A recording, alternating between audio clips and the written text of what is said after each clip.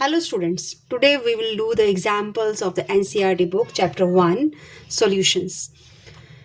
If nitrogen gas is bubbled through the water at 293 Kelvin, how many millimoles of nitrogen gas would dissolve in 1 liter of water? Assume that nitrogen exerts a partial pressure of 0.987 bar.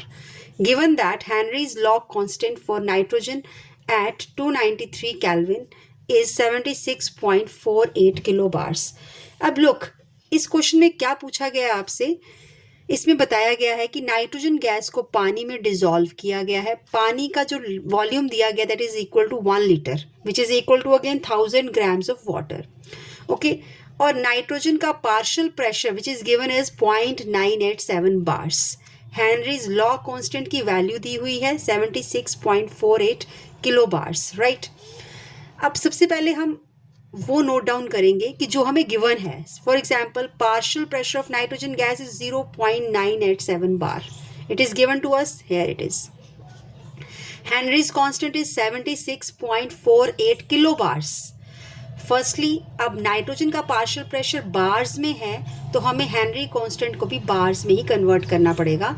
So firstly we will convert into bars, kilo bars into bars. तो 76.48 kilo bars को हम multiply करेंगे 1000 के साथ, जो कि बन जाएगा 76480 bars. It's a value of the Henry constant.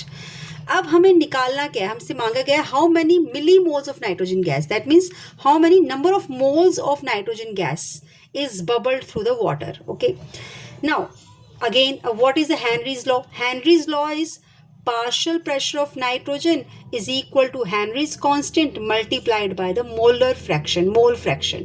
Okay, अब हमें partial pressure of nitrogen gas which is given to us 0.987 bar.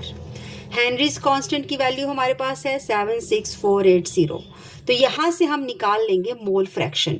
So mole fraction is equal to partial pressure of nitrogen divided by Henry's constant that is equal to 0.987 divided by 76480 which comes out to 1.29 into 10⁻⁻5.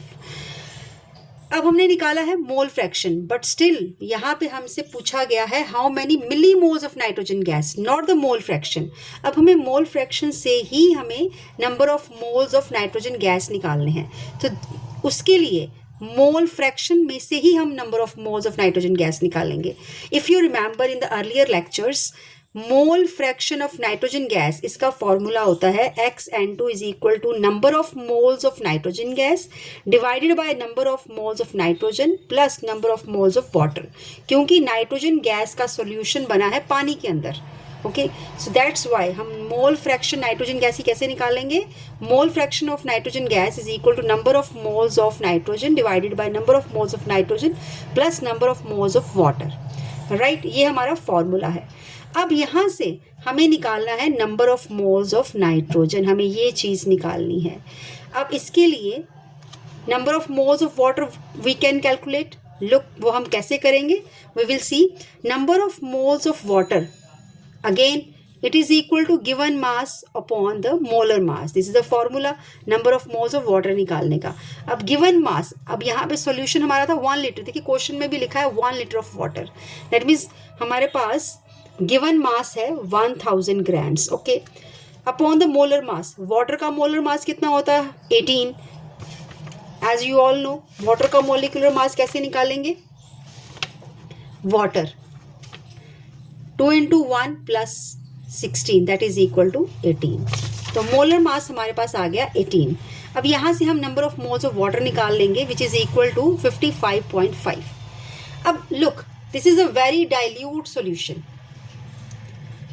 As it is mentioned in the question, it is a dilute solution because amount of the solute is very small. So for dilute solution, हम ये मान सकते हैं कि उसमें as compared to water,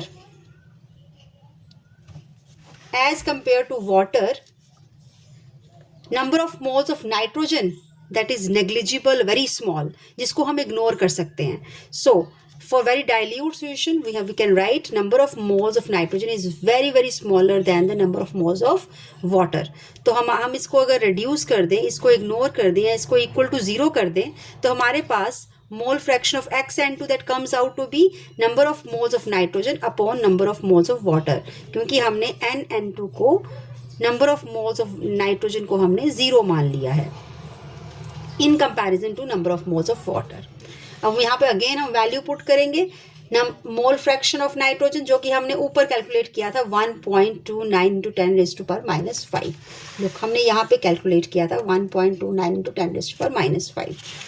again यहाँ पे हम मोल फ्रैक्शन ऑफ नाइट्रोजन की वैल्यू पुट करेंगे एंड ये हमें निकालना है. Number of moles of nitrogen हमें निकालने हैं और ये हमने कैलकुलेट किया था number of moles of water यहाँ पे 55.5. तो अब यहाँ से हम क्रॉस मल्टीप्लाई करके number of moles of nitrogen we will calculate that comes out to 7.16 into 10 raise to power minus 4 mole. Right. अब इसके बाद हमें क्वेश्चन में पूछा गया था, इफ़ यू रिमेंबर, क्वेश्चन में हमें पूछा गया था कि how many milli moles of nitrogen gas. Milli moles ये हमने निकाले हैं moles.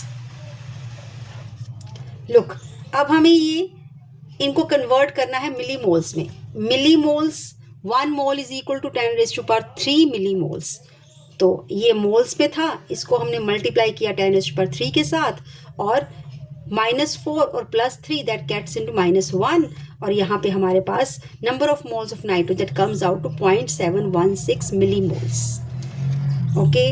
Now after this keep watching my videos for the in-text questions of this Henry's law. Thank you.